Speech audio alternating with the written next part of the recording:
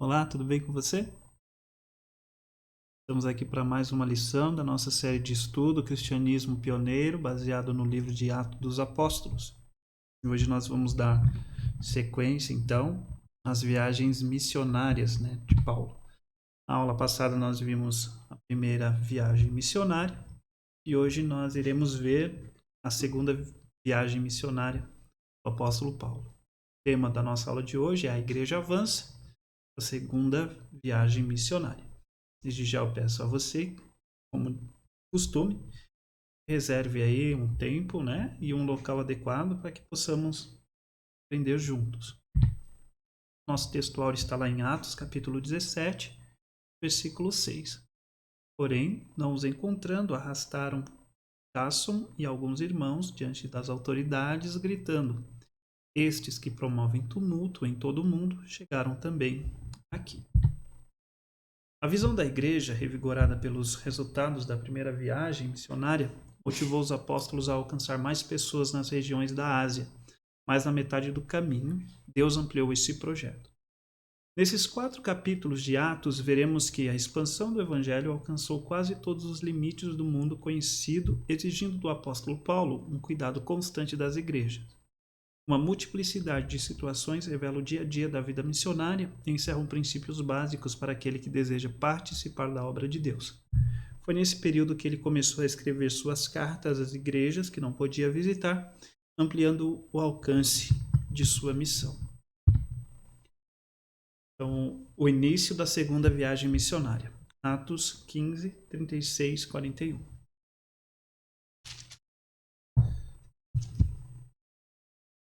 Alguns dias depois, disse Paulo a Barnabé: Tomemos a visitar nossos irmãos por todas as cidades em que já anunciamos a palavra do Senhor, para ver como estão. E Barnabé aconselhava que tomassem consigo a João, chamado Marcos. Mas a Paulo parecia razoável que não tomassem consigo aquele que desde a Panfilha se tinha apartado deles e não os acompanhou naquela obra. E tal contenda houve entre eles que se apartaram um do outro. Barnabé, levando consigo a Marcos, navegou para Chipre. E Paulo, tendo escolhido a Silas, partiu, encomendado pelos irmãos à graça de Deus, e passou pela Síria e Cilícia, confirmando as igrejas. João Marcos estava em Antioquia e Barnabé quis levá-lo na segunda viagem. Paulo não gostou da ideia, porque ele os havia abandonado na Panfilha. Podemos imaginar o caráter manso e conciliador de Barnabé, querendo dar uma nova chance a Marcos, enquanto Paulo rejeitava a ideia por ele já ter dado provas de que não era confiável para uma missão tão importante. Isso provocou um conflito tão grande que Paulo e Barnabé se separaram. Barnabé foi com Marcos para Chipre, sua terra natal, e Paulo escolheu Silas, outro obreiro da igreja, para seguir por outro caminho. A partir desse momento, Paulo, que até então havia sido mentoreado por Barnabé, começa a mentorear outros. Como eram muitas as novas comunidades de crentes resultantes da primeira viagem, Paulo resolveu retornar pelos mesmos lugares para verificar como estavam as igrejas e ajudá-los no crescimento. Antes de sair, foram abençoados pela igreja de Antioquia. Este é o modelo bíblico para o relacionamento do obreiro com a sua igreja. A igreja comissiona, envia, apoia, recebe o missionário no retorno de férias e o abençoa para a nova etapa. Então, só para que os irmãos possam entender, aqui está o mapa. Paulo e Barnabé, eles estavam aqui em Antioquia quando houve essa desavença entre eles, porque Barnabé achava que Marcos poderia os acompanhar nessa segunda viagem, porém Paulo resistiu, disse que não concordava com isso, porque uma vez que Marcos já os tinha abandonado anteriormente, certamente poderia fazer novamente. Então Paulo não estava sentindo confiança na pessoa de João Marcos, tá? Vale aqui só ressaltar uma coisa aqui relacionada a João Marcos, e mais adiante, João Marcos ele ajuda Paulo nos ministérios em cadeias, tá? Depois a gente vai ver isso mais à frente. Não na aula de hoje, mas numa lição futura, tá? Então, o que acontece? Paulo, então, ele escolhe Silas para ir com ele. E Barnabé e João Marcos, eles vão para a ilha de Chipre. E nós vimos na primeira aula lá, na primeira aula não, na aula anterior, né, da primeira viagem, que Paulo esteve lá nessa ilha de Chipre, também anunciando as boas novas ali. E essa ilha de Chipre era a terra natal de Barnabé. Então, era um local que ele tinha muita familiaridade. Tá? Então, ele parte ali para a ilha de Chipre com João Marcos, fortalecendo a fé daquelas pessoas que ali estavam, enquanto Paulo e Silas, então, eles partem em viagem para as cidades que eles já tinham, né, eles, na pessoa de Paulo, já tinham anunciado ali o evangelho. Então, o objetivo de Paulo era justamente passar por onde ele já tinha passado anteriormente, porque ele queria ver como aquelas pessoas estavam e os ajudar, né? Ajudar o crescimento daquelas pessoas. Bom, então, a igreja os abençoa, a igreja ali em Antioquia, abençoa a Paulo e Silas nessa viagem, e eles partem. Mas vamos ver aqui um papel importante da igreja, porque assim, hoje, algumas igrejas se relacionam muito superficial com relação à missão. Nós temos, principalmente na nossa denominação, tá? Nós temos uma coisa que é chamada de campanha missionária. Nessa campanha missionária, as pessoas, a igreja ela se envolve com missões, contribuindo financeiramente para poder custear a vida de um missionário em um outro país. Tá? Este é uma forma como a igreja ela se relaciona. Mas nós vemos aqui que existe uma gama maior de envolvimento. Tá? Nós vemos que a igreja ela é a que comissiona. Ela também envia, apoia, nessa questão do financeiro é o apoio. Recebe o missionário no retorno de férias e o abençoa para uma nova etapa. Então nós vemos a relação da igreja com o obreiro, com o missionário. Então é importante que a igreja ela consiga ter essa visão missionária, porque não é apenas uma campanha. Tá? Uma igreja que ela é missionária, ela não se envolve com missões apenas exclusivamente em uma campanha, mas ela tem em seu DNA um DNA missionário, um forte interesse na expansão do evangelho. Tá? Ela tem esse zelo, ela tem esse cuidado, ela tem esse entusiasmo de querer sempre propagar o evangelho por onde for. Então, seja enviando, apoiando. Essa igreja que é missionária, ela não está limitada a uma campanha. Tá? Ela faz isso constantemente, faz parte da vida da igreja. Tá bom? Vamos voltar aqui para o slide. O avanço para a Europa. Tá? Atos aqui, capítulo 16, versículo do 1 ao 12, que diz assim: E chegou a Derbe e Listra, e eis que estava ali um certo discípulo por nome Timóteo, filho de uma judia que era crente, mas de pai grego, do qual davam bom testemunho os irmãos que estavam em Listra e em Icônio.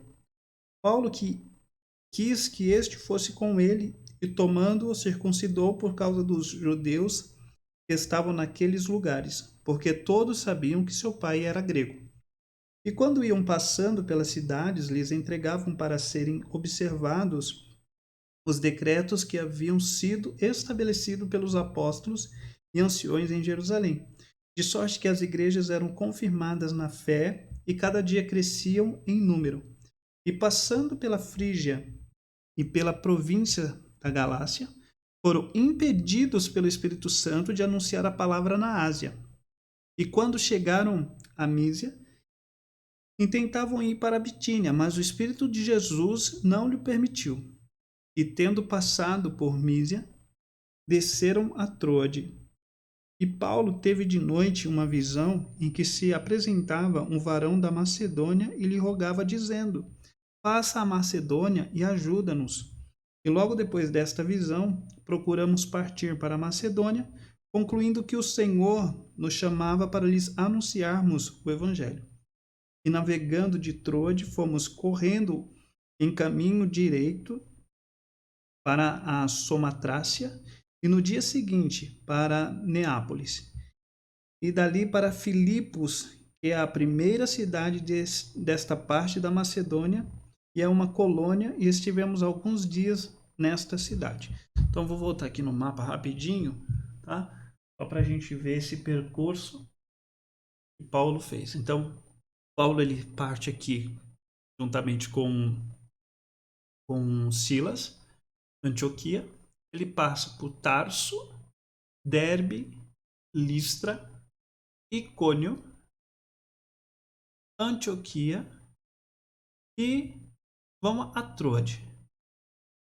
Chegando em Troade, Paulo, então, ele é impedido de ir para Bitínia. Ele queria ir para Bitínia, mas o Espírito Santo o impede, porque ele tem uma visão, e nessa visão aparece um varão da Macedônia, clama para que ele fosse a Macedônia. Então, Paulo atravessa, vai aqui para Macedônia, e ele chega a Filipos. Tá? Aqui, alguns pontos interessantes aqui. Então, nós vemos que a comitiva, né, formada por Paulo e Silas, nesse momento. Paulo seguiu pela Síria, Cilícia, Derbe e Listra, na planície de Licaônia. A primeira situação marcante: Paulo e Silas conheceram o jovem Timóteo e sua mãe, uma mulher judia e convertida, casada com um grego que tinha uma fé firme e encaminhava o filho nos caminhos do Senhor, segundo o testemunho de todos. Por onde eles passavam, nas igrejas que já haviam sido estabelecidas anteriormente na primeira viagem, eles entregaram o primeiro documento escrito sobre os procedimentos para acolhimento de todos na igreja, conforme definidos na igreja em Jerusalém. Então, eles receberam um documento, vamos dizer assim, para a nossa denominação, para a nossa igreja. Eu acredito que eu falei isso não lembro se foi na penúltima aula ou na última aula, mas eu falei a respeito de um documento interno que nós temos, que é o Estatuto da nossa igreja, né? Que são os regimentos internos da igreja. Então, ali a igreja de Jerusalém, ele faz o mesmo. Eles enviam através de Paulo um documento ali escrito para os procedimentos de acolhimento de todos da igreja. E a segunda situação marcante, que após atravessar as regiões da Galácia e da Frígia em direção à Ásia, eles foram impedidos pelo Espírito Santo de ir para Bitínia. Daí entrou, por meio de uma visão, eles receberam ordens para mudar o itinerário para a Macedônia, o que prontamente obedeceram. Então, esse capítulo nos leva a várias cidades e várias situações marcantes. Paulo seguiu pela Síria e Cilícia, onde já haviam estado antes de visitar Antioquia pela primeira vez e plantar a igreja. De lá eles foram para Derbe e Listra, duas cidades limítrofes da região alcançadas na primeira viagem no extremo da Ásia Menor, na planície de Licaônia. Lá os apóstolos conheceram o jovem Timóteo e sua mãe, uma mulher judia convertida, casada com um grego que tinha uma fé firme e encaminhava o filho nos caminhos do Senhor, segundo o testemunho de todos. Paulo decidiu levá-lo consigo, mas para não provocar os ânimos dos judeus por andar com um meio judeu, incircunciso e convertido, pois essa era uma região de forte influência judaica, Timóteo aceitou ser circuncidado. Então, assim, Timóteo sendo filho de pai grego e mãe judia, Timóteo ele não era circuncidado, ele não era circunciso. Tá? E isso para alguns judeus poderia ser um empecilho para a aceitação do evangelho.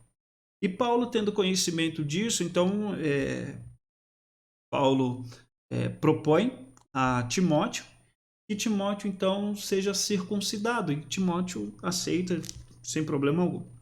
Aí de cidade em cidade eles iam fortalecendo os irmãos, eles entregando o primeiro documento escrito sobre os procedimentos para acolhimento de todos na igreja, conforme definidos na igreja em Jerusalém. Então Imagina aí aquelas igrejas lá recebendo um estatuto, e lá tem as diretrizes de como eles deveriam agir em determinadas situações. Então, após atravessar as regiões da Galácia e da Frígia em direção à Ásia, foram impedidos pelo Espírito Santo de ir para a Bitínia. Em Troade, por meio de uma visão, eles receberam ordens para mudar a rota para a Macedônia, o que prontamente obedeceram. Então, vou pôr aqui um mapinha só para a gente entender. Então, aqui em Troade é quando Paulo ele tem essa visão, como esse varão, e pede a ele para que ele vá à Macedônia. E eles prontamente obedecem. Então, agora, só para a gente relembrar um pouquinho, saiu de Antioquia Paulo e Silas, e agora, nessa partida deles de Troade para Macedônia, eles têm a companhia de Timóteo, tá? Então, Timóteo acompanha eles ali desde da sua cidade lá em Listra, tá? Então, a partir desse ponto, a narrativa é escrita na primeira pessoa do plural, indicando que o grupo cresceu para Paulo, Silas, Timóteo e Lucas. Então, nós vemos aqui uma observação do autor, né, do estudo aqui, que além de Paulo e Silas, o que acontece aqui em Macedônia, quando eles partem para Macedônia? Pela a escrita, né, pelo texto bíblico, dá a entender que existe agora a pessoa de Lucas também envolvido nesta viagem. Bom, então, o que acontece agora? Paulo começou a igreja com mulheres e Lídia, uma judia convertida. A casa de Lídia tornou-se o abrigo dos apóstolos e o templo da primeira igreja naquela cidade. Eles foram presos e levados para a prisão após libertar uma jovem escrava endemoniada, mas Deus interveio com sua mão poderosa, levando a salvação do carcereiro e da sua casa. E o que aconteceu em Filipos deu surgimento a uma igreja firme, amorosa e fiel no testemunho do evangelho e no sustento missionário, como afirmou o apóstolo Paulo vários anos depois. Então, olha só os acontecimentos aqui em Filipos. Vamos ler primeiro o texto bíblico que está lá em Atos 16, do 12 em diante. E dali para Filipos, que é a primeira cidade desta parte da Macedônia, e é uma colônia, e estivemos alguns dias nessa cidade. No dia de sábado, saímos fora das portas para a beira do rio, onde julgávamos haver um lugar para oração, e assentando-nos falamos às mulheres que ali se ajuntaram. E uma certa mulher chamada Lídia, vendedora de púrpura da cidade de Tiatira, e que servia a Deus, nos ouviu, e o Senhor lhe abriu o coração para que estivesse atenta ao que Paulo dizia.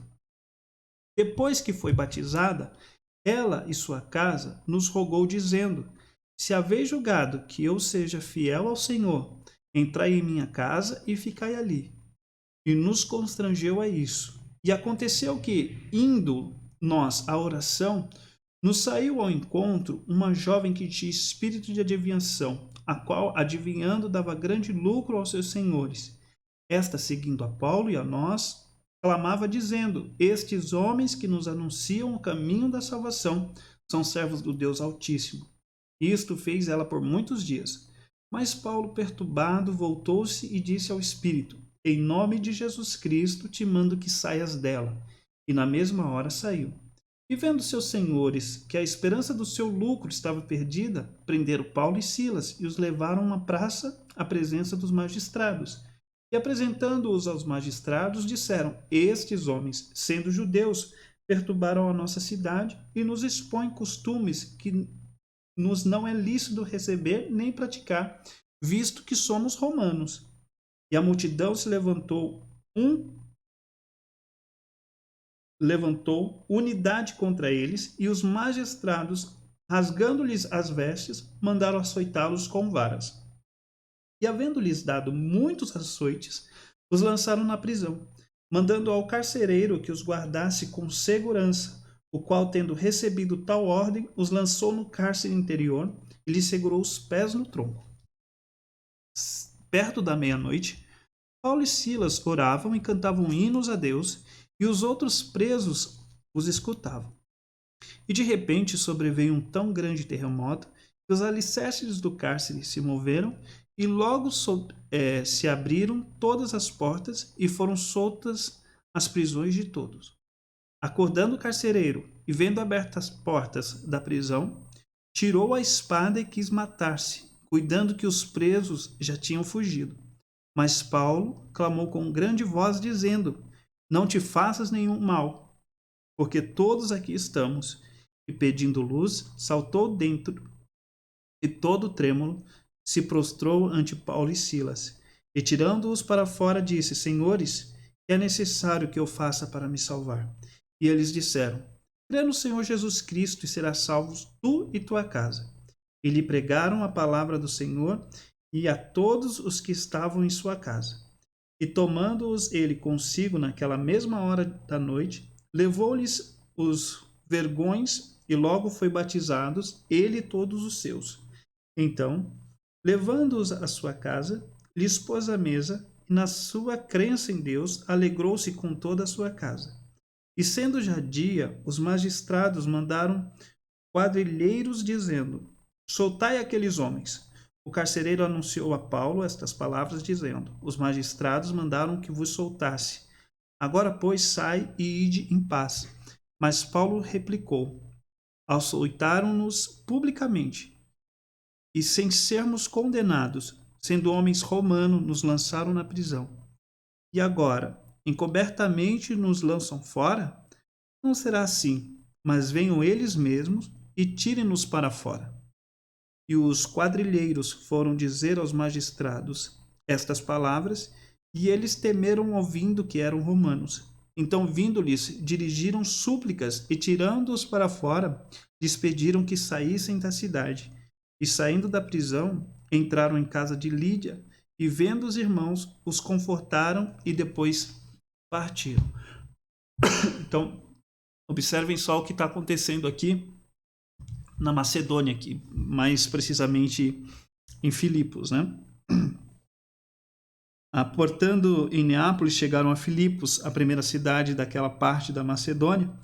Diferentemente de outros lugares, Paulo começou a igreja com mulheres e Lídia, uma judia convertida, cuja profissão era vendedora de púrpura, que se converteu com toda a sua casa.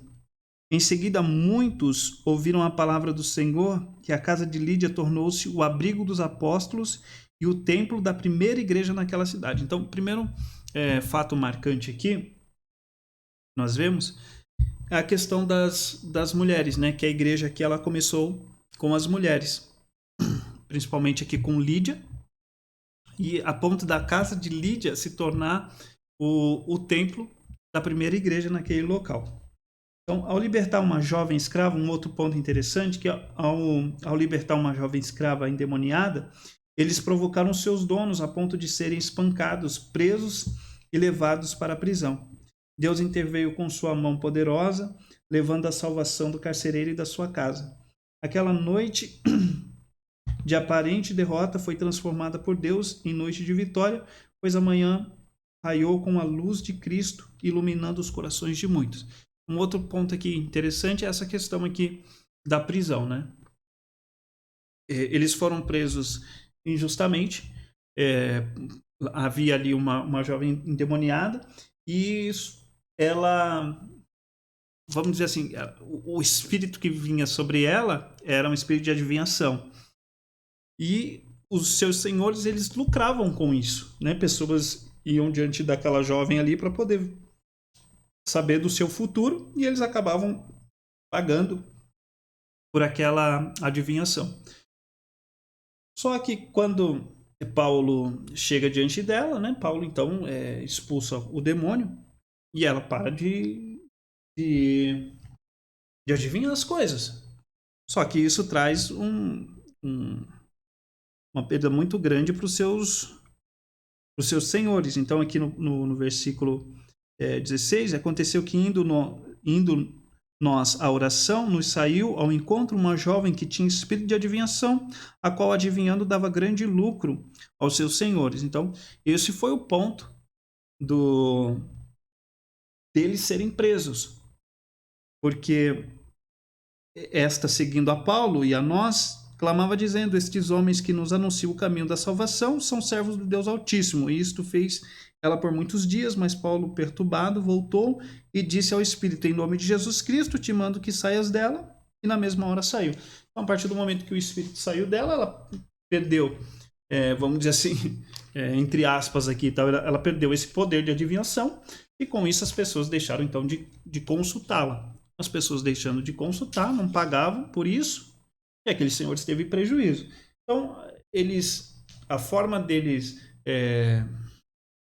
imputar uma culpa a Paulo e a Silas e também aos demais que estavam com Paulo e Silas ali, foi justamente dizendo que e vendo seus senhores que a esperança do seu lucro estava perdida, prenderam Paulo e Silas e os levaram à praça à presença dos magistrados. Daí vejam só. E apresentando-os aos magistrados, disseram: estes homens, sendo judeus, perturbaram a nossa cidade e nos expõem costume que nos não é lícito receber nem praticar, visto que somos romanos. Então, eles se apegaram a isso. Paulo e Silas acabam sendo presos. Só que lá na prisão acontece um grande milagre, né, da parte de Deus. Deus, ele intervém nessa situação a ponto de ali naquele local ter o carcereiro, né? E, em determinado momento existe um grande terremoto, né? Então aqui de repente sobreveio um tão grande terremoto que os alicerces do cárcere se moveram e logo se abriram todas as portas e foram soltas as prisões de todos.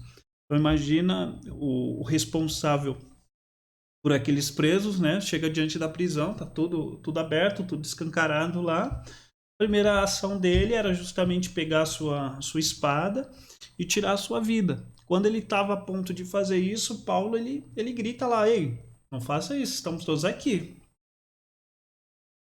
Aí olha só que interessante, o que acontece aqui. E tirando-os para fora, disse: senhores, o que é necessário que eu faça para me salvar? Eu vejo que aquele homem ele tinha uma angústia, né? Ele queria ser salvo. E Paulo aproveita, então, Paulo é muito perspicaz, ele é muito rápido, né, nas suas ações. Então, crê no Senhor Jesus Cristo, será salvo tu e tua casa. E pregaram a palavra do Senhor e a todos os que estavam em sua casa. Eles acabaram ali, então, um outro fator interessante aqui é justamente a salvação do carcereiro, né, e todos que estavam ali em sua companhia, na sua casa, tá? Então, ao libertar uma jovem escrava endemoniada, eles provocaram os seus donos a ponto de serem espancados, presos e levados para a prisão. Deus interveio com sua mão poderosa, levando a salvação do carcereiro e da sua casa. Aquela noite de aparente derrota foi transformada por Deus em noite de vitória, pois a manhã raiou com a luz de Cristo, iluminando os corações de muitos. Após receberem um pedido de desculpa das autoridades por terem aprisionados cidadãos romanos, os apóstolos foram solicitados a sair da cidade, o que fizeram após se despedir dos irmãos. Então, um outro fator interessante aqui é quando eles foram libertos, né, do cárcere, da prisão ali, Paulo fala: não é desse jeito não. Nós fomos presos em praça pública, nós fomos julgados lá na praça pública, nós fomos açoitados e presos na frente de todos. E nós também queremos que as desculpas elas sejam dadas na frente de todos. Por que disso? Quando nós levamos conosco a marca de Cristo, o nosso testemunho ocular, ele fala muito, ele dá muita credibilidade. Então não adianta nós falarmos, por exemplo, que nós amamos se nós não demonstrarmos o amor. Não adianta falarmos que somos fiéis se as nossas ações diz contrário? Que somos verdadeiros, quando na verdade falamos mentiras. Então, imagina o peso que traria, né, para a igreja daquele local, para as pessoas que tinham ouvido Paulo, ou, né, anunciando ali as boas novas e tudo, aí acabam presos, depois não se sabe o que aconteceu, eles simplesmente saíram da cidade. E a justificativa deles terem sido presos é porque eles estavam anunciando coisas que não cabia ao povo daquela localidade ali. Mas Paulo ele é muito perspicaz, ele é muito esperto. Ele fala assim: não, não. Quando nós fomos presos em praça pública ali, diante de muitas pessoas. Então, o nosso testemunho fala muito a nosso respeito. Então, eu quero que essas desculpas elas sejam dadas também na frente daquelas pessoas para que elas saibam que nós não estamos mentindo. Questão de credibilidade. Tá? Então, após receberem um pedido de desculpa das autoridades por terem aprisionado cidadãos romanos, os apóstolos foram solicitados a sair da cidade, o que fizeram após se despedir dos irmãos. E o que aconteceu em Filipos deu surgimento a uma igreja firme, amorosa e fiel no testemunho do evangelho e no sustento missionário, como afirmou o apóstolo Paulo vários anos depois. Nós vamos ver lá Filipenses, capítulo 1, versículo 3 e 8, tá? Depois, se você tiver a curiosidade, pode ler esses versículos, tá bom? Então agora nós vemos aqui o evangelho entre gente especial. Novamente, observamos uma mudança de relação da primeira pessoa do plural para a terceira, o que para os estudiosos indica que Lucas ficou em Filipos. Segundo a mesma estratégia, Paulo foi à sinagoga e após 3 semanas de ensino das escrituras, um grande número de judeus, gregos, homens tementes a Deus e mulheres de posição na sociedade se converteram a Cristo. Mas logo veio a perseguição sobre a acusação de eles serem homens que estavam agitando o mundo e a sua cidade. Por precaução, os irmãos decidiram que Paulo e Silas deveriam sair da cidade e os enviaram para Bereia, distante 65 quilômetros ao sudoeste de Tessalônica. Foi uma alegria quando chegaram à sinagoga e encontraram pessoas muito interessadas em examinar as escrituras e confirmar por eles mesmos a veracidade da mensagem. O resultado foi que muita gente se converteu, incluindo homens e mulheres de alta posição na sociedade. Outra vez o inimigo tentou destruir a obra do Senhor e enviando de Tessalônica judeus cientes do êxito dos apóstolos para incitar a multidão contra eles, diante do perigo, os irmãos enviaram Paulo para a Grécia. Silas e Timóteo ficaram com os bereanos por mais alguns dias até se unirem a ele em Atenas. Então, vamos ver o texto bíblico, mas antes eu quero pôr aqui um mapa. Para que a gente possa acompanhar o cenário aqui, tá? Então, capítulo 17. E passando por Anfípolis e Apolônia, chegaram a Tessalônica, onde havia uma sinagoga de judeus. Então, ele estava aqui em Filipos, tá? E agora eles descem aqui para Anfípolis e depois Tessalônica, onde havia uma sinagoga de judeus, e Paulo, como tinha por costume, foi ter com eles e por 3 sábados disputou com eles sobre as escrituras, expondo e demonstrando que convinha que o Cristo padecesse e ressuscitasse dos mortos. E estes judeus que vos anuncio, dizia ele, é o Cristo. E alguns deles creram e ajuntaram-se com Paulo e Silas e também uma grande multidão de gregos religiosos e não poucas mulheres distintas. Mas os judeus, desobedientes, movidos de inveja, tomaram consigo alguns homens perversos dentre os vadios e, ajuntando o povo, alvoroçaram a cidade e, assaltando a casa de Jasson, procuravam tirá-los para junto do povo.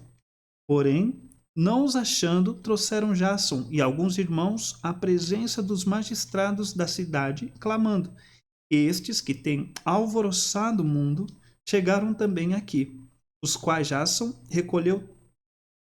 Todos estes procedem contra os decretos de César, dizendo que há outro rei, Jesus, e alvoroçaram a multidão e os principais da cidade que ouviram estas coisas. Tendo, porém, recebido satisfação de Jason e dos demais, os soltaram.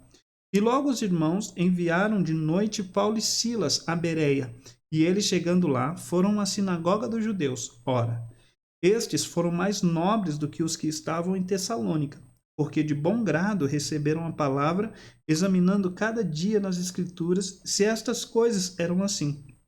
De sorte que creram muito deles, e também mulheres gregas da classe nobre, e não poucos varões. Mas logo que os judeus de Tessalônica souberam que a palavra de Deus também era anunciada por Paulo em Bereia, foram lá e excitaram as multidões. No mesmo instante, os irmãos mandaram a Paulo que fosse até o mar, mas Silas e Timóteo ficaram ali.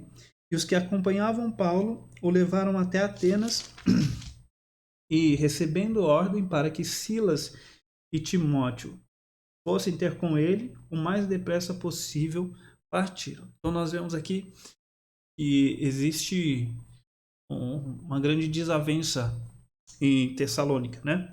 Nós vemos que era costumeiro de Paulo, né, ir à sinagoga, e lá na sinagoga, o que aconteceu?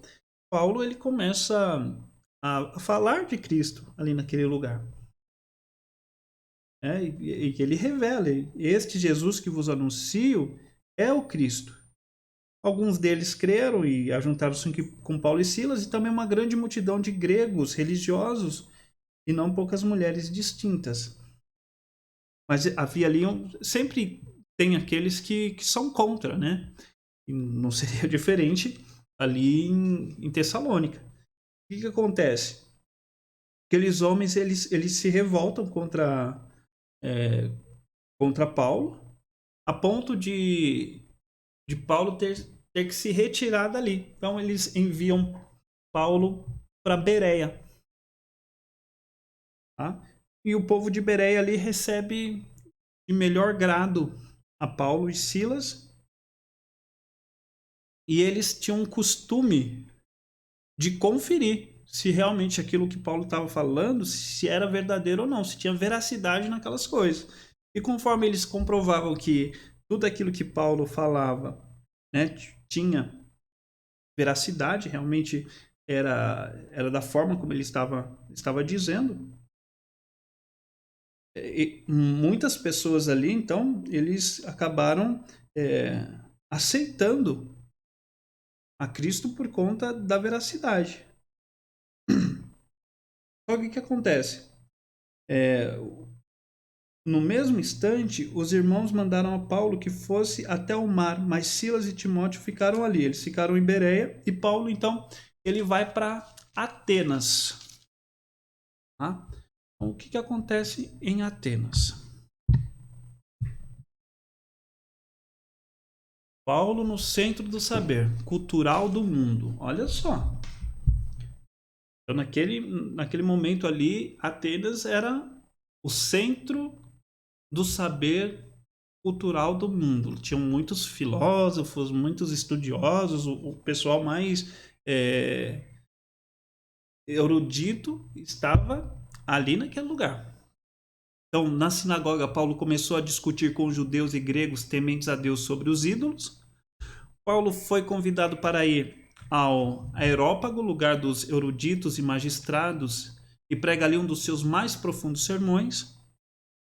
E o resultado, os que não acreditavam na ressurreição dos mortos zombaram dele, outros quiseram ouvi-lo novamente, mas alguns entenderam e aceitaram a mensagem destes. Se destacaram Dionísio, que era um membro do conselho do Areópago, e Damares, uma mulher que, segundo alguns comentários, também poderia ter algum status no conselho ou entre os filósofos, resultando no nascimento de uma igreja de Cristo. Então vamos ao texto bíblico. Perdão. E enquanto Paulo, os esperava em Atenas, o seu espírito se comovia em si mesmo, vendo a cidade tão entregue à idolatria. Eu vou pôr o mapa aqui só para a gente entender onde Paulo está. Tá? Está aqui em Atenas. De sorte que disputava na sinagoga com os judeus e religiosos e todos os dias na praça com os que se apresentavam. E alguns dos filósofos epicúreos e estoicos contendiam com ele. Uns diziam: que quer dizer este paroleiro? E outros: parece que é pregador de deuses estranhos, porque lhes anunciava a Jesus e a ressurreição. E tomando, o levaram a Areópago, dizendo: poderemos nós saber que nova doutrina é essa de que falas? Pois coisas estranhas nos trazes aos ouvidos, queremos, pois, saber o que vem a ver isso, que vem a ser isso, perdão.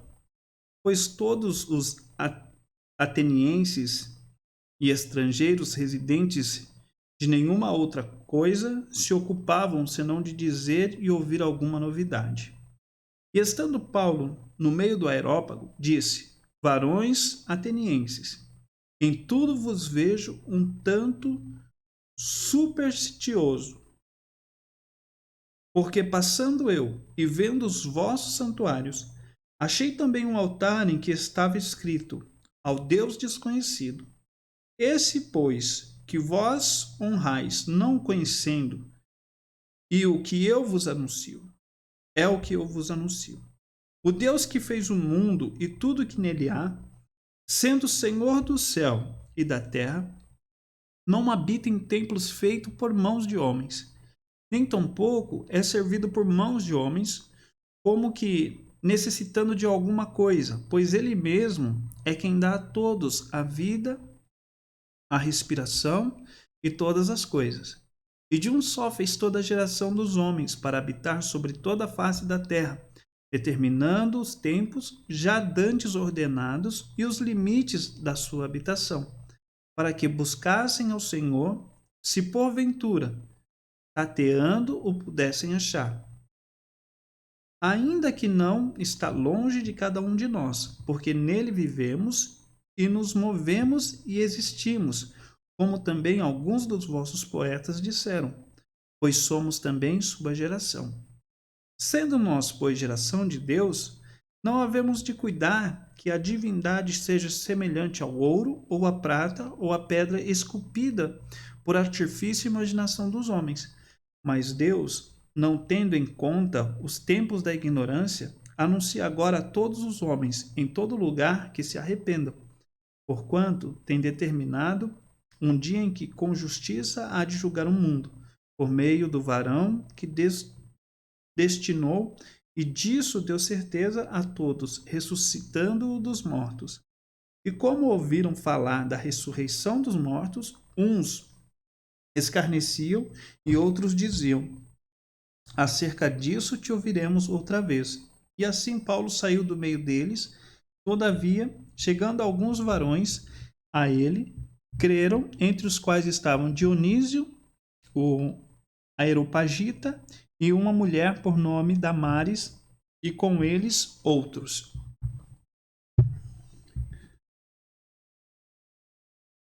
Enquanto aguardava seus companheiros, Paulo decidiu conhecer a famosa cidade de Atenas, mas logo ficou indignado ao caminhar pelas ruas e ver ídolos por todos os lugares e pessoas indo e vindo desses lugares de adoração. Há cálculos que registram cerca de 30.000 deuses nas ruas e nos prédios públicos. Isso é uma citação de Alan Miat. Até faziam sátira dizendo que era mais fácil encontrar um deus em Atenas do que um homem. Na sinagoga, ele começou a discutir com judeus e gregos tementes a Deus sobre a questão. A existência de praças preparada para os filósofos debaterem suas questões diariamente atraiu a atenção de Paulo. Os epicureus, ateus e materialistas que negavam a vida após a morte e o juízo final, e os estoicos, panteístas que acreditavam em Deus ou logos como uma energia, discursavam longamente. Os primeiros proclamavam que os homens não precisavam ter medo dos deuses, pois eles não existiam de fato. Já os estoicos proclamavam o determinismo na vontade de Deus para com os homens. Apesar de não ser reconhecido como um filósofo erudito, mas como paroleiro, vagabundo e pregador de deuses estranhos, Paulo foi convidado para ir ao Areópago, lugar dos eruditos e magistrados. Lá chegando, eles perguntaram a Paulo: podemos saber que ensino novo é esse de que falas? Pois estás anunciando coisas estranhas, portanto queremos saber o que é isso. Então, nós vemos aqui que aqueles homens, como eles tinham costume já de debater, né, sobre vários assuntos, né, essa era a intenção deles ali. Eles eram filósofos e eles tinham lá as suas questões. Então, eles queriam saber o que Paulo estava fazendo ali. Que conversa era essa que Paulo estava anunciando, né? Podem imaginar a alegria que Paulo sentiu ao ouvir aquela pergunta? Agora, ele não só tinha permissão deles para falar, como também a sua atenção. Colocando-se de pé no meio do aerópago, Paulo falou apologeticamente, começando por identificar o interesse deles pela questão religiosa, até chegar a ponto de convocá-los ao arrependimento para a justificação. Paulo enfrentou as filosofias gregas e demonstrou como podem elas ser abordadas para declarar claramente o Evangelho como a única alternativa. Uma citação aqui de Alan Miat. Ao concluir, os que não acreditavam na ressurreição dos mortos zombaram dele. Outros quiseram ouvi-lo novamente, mas alguns entenderam e aceitaram a mensagem. Desses se destacaram Dionísio, que era um membro do conselho do Areópago, e Damaris, uma mulher que, segundo alguns comentários, também poderia ter algum status no conselho, ou entre os filósofos, resultando no nascimento de uma igreja de Cristo. Então, veja ali a importância, né? E acho que tudo que Paulo estava esperando era justamente esse convite. E quando eles questionam Paulo, né? Que negócio é esse aqui que você está falando? Fala aqui pra gente abertamente, né? Paulo aproveitou aquela oportunidade para apresentar a Cristo. E muitos que estavam ali aceitaram. Entenderam realmente a mensagem que Paulo estava anunciando e eles aceitaram aquela mensagem, tá? Então, agora nós vamos ver o fim da segunda viagem missionária. Aqui o local é Corinto e agora aqui a equipe, né, essa comitiva, ela aumenta. Então nós vemos aqui que está Paulo, Áquila, Priscila, Silas e Timóteo e, por certo, Lucas. Tá? Nós não podemos afirmar se estava ou não. Mais apoio ao ministério. Então nós vemos aqui que existe um crescimento, né? Disse o homem temente a Deus, que morava ao lado da sinagoga, abriu a sua casa e apoiou o ministério deles. E na providência de Deus, logo depois, o próprio chefe da sinagoga, Crispo, creu no Senhor com toda a sua casa. Paulo recebe uma palavra de ânimo, né? Certa noite, Paulo teve uma visão em que o Senhor lhe disse: não tenha medo, pelo contrário, fale e não fique calado, porque eu estou com você e ninguém ousará lhe fazer mal, pois tenho muito povo nesta cidade. E aí a continuidade da viagem. A Síria, levando consigo Priscila e Áquila, passando pela Sencrécia, chegaram a Éfeso, onde Paulo, numa visão extraordinária de multiplicação de igrejas e de discípulos, deixou o casal Priscila e Áquila para a continuidade da obra e de lá retornou para a igreja em Antioquia, encerrando assim sua segunda viagem missionária. Então vamos ao texto bíblico. Então, só para a gente entender onde Paulo está. Agora Paulo está aqui em Corinto. Tá?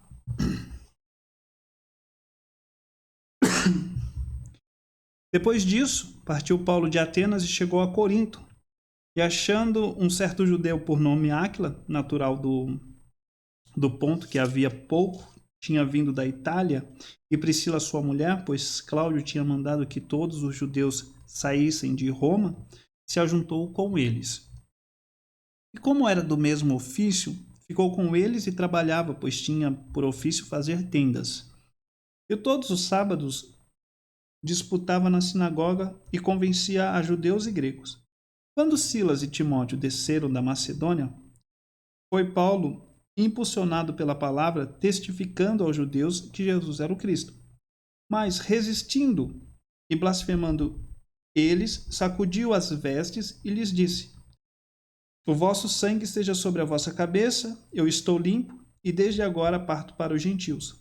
E saindo dali entrou em casa de um homem chamado Tito, justo, que servia a Deus e cuja casa estava junto da sinagoga. E Crispo, principal da sinagoga, creu no Senhor com toda a sua casa. Também muitos dos coríntios, ouvindo, creram e foram batizados. E disse o Senhor em visão a Paulo: Não temas, mas fala e não te cales, porque eu sou contigo e ninguém lançará mão de ti para te fazer mal, pois tenho muito povo nesta cidade. E ficou ali 1 ano e 6 meses, ensinando entre eles a palavra de Deus. Mas sendo Galaio procônsul da Acaia, levantaram-se os judeus concordemente contra Paulo e o levaram ao tribunal, dizendo: Este persuade os homens a servir a Deus contra a lei. E querendo Paulo abrir a boca, disse Galaio aos judeus: Se houvesse, ó judeus, algum agravo ou crime enorme, com razão vos sofreria.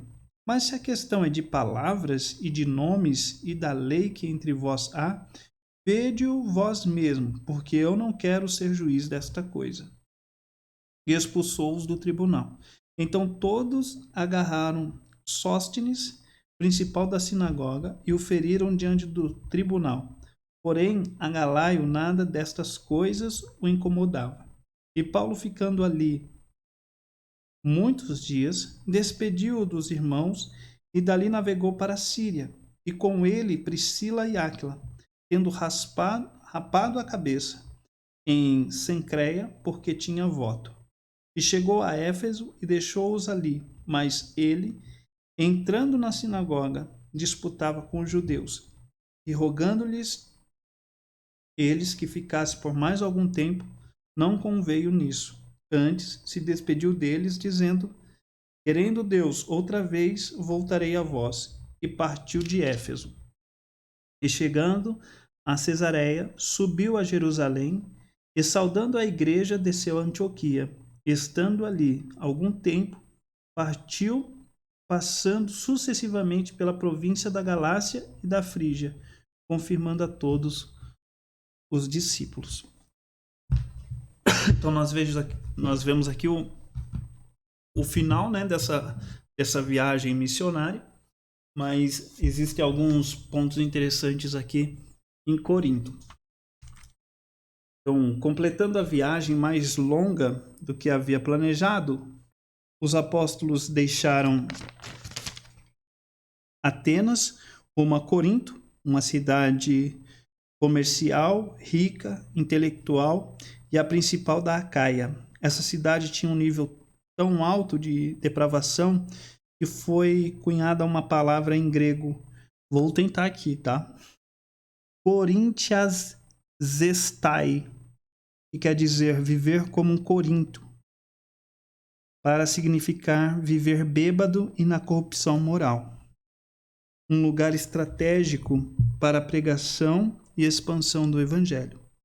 Áquila e Priscila, um casal de judeus novos na cidade e fabricante de tendas, foi a resposta do Senhor com provisão para Paulo no final da viagem, de moradia, trabalho e mais tarde de ministério. Semanalmente, Paulo ia à sinagoga pregar e ensinar pelas Escrituras que Jesus era o Cristo, até que nova oposição dos judeus se levantou. Dessa vez, Paulo não precisou sair da cidade. Tício, homem temente a Deus, que morava ao lado da sinagoga, abriu sua casa e o apoiou no ministério dele. E na providência de Deus, logo depois, o próprio chefe da sinagoga, Crispo, creu no Senhor com toda a sua casa. Depois dessas conversões, ele se tornou pregador do Evangelho, e muitas pessoas começaram a se converter e ser batizadas. Deus sabe quando o nosso coração fraqueja diante das ameaças e perseguições por estarmos realizando a sua obra. É nesses momentos que Deus fala diretamente ao coração o que precisamos ouvir.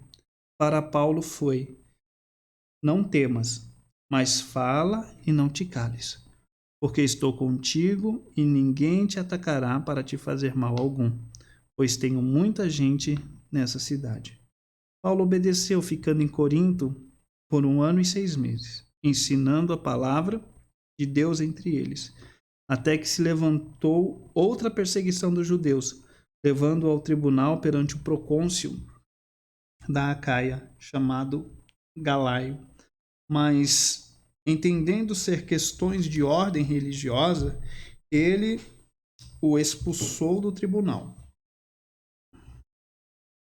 Paulo continuou firme na sua missão por muitos dias naquela cidade, ainda até ir para a Síria, levando consigo Priscila e Áquila. Passando pela Cencreia, chegaram a Éfeso, onde Paulo, numa visão extraordinária de multiplicação de igrejas e de discípulos, deixou o casal Priscila e Áquila para a continuidade da obra e de lá retornou para a igreja Antioquia, encerrando assim sua segunda viagem.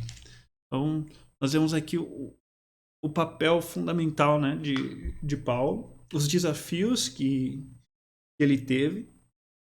Em alguns momentos esteve ali acompanhado, mas em outros esteve sozinho. E acredito que no momento em que ele poderia fraquejar, naquele momento que ele estava, de certa forma, sendo combatido, né, por aqueles que perseguiam o evangelho, o próprio Deus, né, fala a ele que para que ele não tivesse medo, mas que ele falasse, porque existiam muitas pessoas naquele local ali que precisavam ouvir de Cristo. Então é tão bom a gente receber esse afago de Deus, né? E isso nós só podemos receber quando nós estamos vivendo no centro da sua vontade, né? Quando nós esquecemos de nós mesmos, nós deixamos a nossa vontade de lado para cumprir a vontade de Deus. Isso na vida de Paulo ela fica muito clara, é muito perceptível, né? Quando nós vemos ali, quando ele está em Troade, que ele queria ir a Bitínia e ele é impedido, e na visão ali ele vê um varão que pede para que ele vá à Macedônia. Então nós vemos a obediência de Paulo, né? Paulo ele estava muito ele estava extremamente relacionado com Deus, com Jesus Cristo, né? Ele tinha uma sensibilidade muito grande para o Espírito Santo. Nós vemos a ação do Espírito Santo ali sobre a vida de Paulo. E o nosso clamor é que seja assim também nas nossas vidas, né? Afinal de contas, a missão não terminou. Ainda precisa ser anunciado para muitas pessoas. Existem no nosso mundo ainda muitos que não ouviram falar de Cristo, e esse é o nosso papel, né? O nosso papel como indivíduo, o nosso papel também como igreja, anunciar as boas novas. Mas para isso é necessário estarmos no centro da vontade de Deus. Então, para a nossa conclusão de hoje, como vimos, são muitos os ensinamentos sobre a obra missionária por meio da vida e ministério do apóstolo Paulo e seus companheiros nessa segunda viagem. Você poderia enumerar alguns desses ensinos que lhe chamaram a atenção e que podem marcar a sua vida de serviço ao Senhor Jesus? E agradeça a Deus por esses testemunhos maravilhosos. Como nós vimos, cumprir a vontade de Deus, anunciar o Evangelho, ela não é uma obra fácil, não. mas como nós vimos, não é somente dos nossos dias, né? Já era assim antigamente. E se nós formos ver um pouquinho aqui no tempo da Idade Média, a perseguição ela foi mais acirrada ainda, né? E nos dias atuais nós temos os nossos desafios, mas nos dias de hoje nós temos uma facilidade maior. A comunicação ela é mais rápida. Nós vemos que Paulo ele se deslocava, né? Ele saía de um lugar e ia para outro. E hoje nós conseguimos nos deslocar virtualmente, uma forma mais rápida. Nós conseguimos atingir mais pessoas de uma maneira mais instantânea, mais rápida.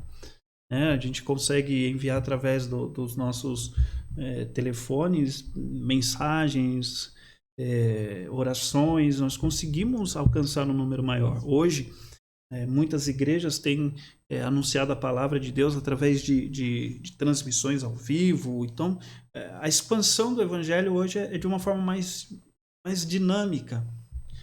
Só que, acompanhado com esse dinamismo, nós precisamos ter a credibilidade, né? Que é algo que nós vemos na pessoa de Paulo. Nós vemos que ele tinha credibilidade naquilo que ele falava. As pessoas viam que realmente ele vivia aquilo que ele estava anunciando.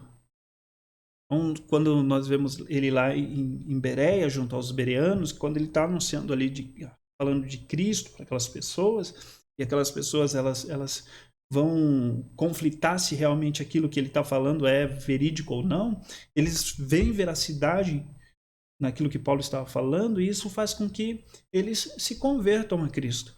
Então não é simplesmente enviar uma mensagem, não é simplesmente enviar uma oração, é as pessoas verem o nosso testemunho de vida, ver veracidade em nossas vidas. Isso faz com que o evangelho ele seja propagado, ele seja anunciado. Né? As pessoas elas precisam ver uma mudança de vida em sua vida, para que elas também desejem ter essa mesma mudança de vida. Né? Então, a minha oração para o dia de hoje é justamente nesse sentido, que haja veracidade em nós, em relação à palavra de Deus, e que a gente consiga anunciar este Cristo da forma como ele é. Não um Cristo inventado pela mídia ou por algum outro aspecto, mas esse Jesus Cristo que é revelado através da sua palavra, da palavra de Deus. Aqui estão os textos para o nosso próximo estudo. Tá? Espero que você tenha tempo aí para poder fazer essa leitura. E aqui está a nossa referência bibliográfica, a revista Compromisso, tá? O Cristianismo Pioneiro, da editora Convicção. Eu quero agradecer a sua companhia até este momento. Que Deus ele possa te abençoar, que esse estudo possa trazer alguma orientação para a sua vida. E antes de finalizar, gostaria de orar com você. Pai de amor, Pai de graça, eu te louvo e te bendigo por mais esta oportunidade que o Senhor nos dá de aprendermos contigo através da tua palavra. Muito obrigado por ter revelado Cristo a nós. Obrigado também pela vida do apóstolo Paulo, Silas, desses seus companheiros, Lucas, Priscila, Áquila, também Barnabé, Marcos. Obrigado. Obrigado pelos feitos deles, porque é através desses feitos que o evangelho chegou até nós. E usa as nossas vidas para levarmos adiante essa obra tão importante. Anunciar Cristo, mas anunciar Cristo com convicção e com verdade. Que haja verdade em nós para que aqueles que se aproximam de nós possam ver Cristo em nossas vidas. Né? Que sejamos realmente imitadores de Cristo, da sua forma genuína. Muito obrigado, mais uma vez, por esta oportunidade que o Senhor nos dá. Em nome de Jesus, amém.